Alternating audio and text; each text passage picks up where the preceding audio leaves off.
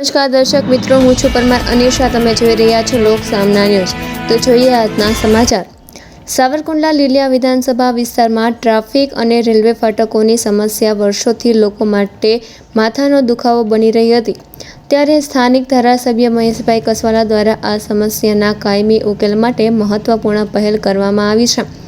આજ રોજ ધારાસભ્યશ્રીએ રેલવે વિભાગના ઉચ્ચ ટેકનિકલ અધિકારીઓ અને એન્જિનિયરો સાથે સાવરકુંડલા અને લીલિયાના રેલવે ફાટકોની રૂબરૂ મુલાકાત લીધી હતી.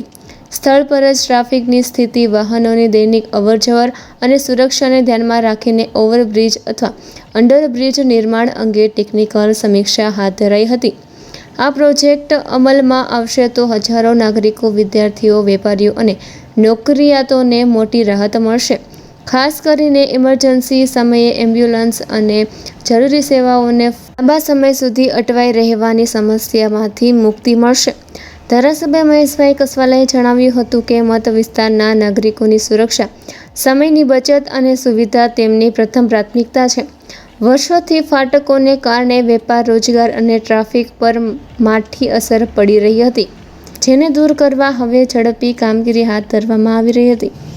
આ મહત્વાકાંક્ષી પ્રોજેક્ટને વહેલી તકે મંજૂરી મળે તે માટે રાજ્ય સરકાર અને રેલવે મંત્રાલય સાથે સંકલન સાધી આગળની કાર્યવાહી યુદ્ધના ધોરણે શરૂ કરવા અધિકારીઓને સૂચનાઓ આપવામાં આવી છે.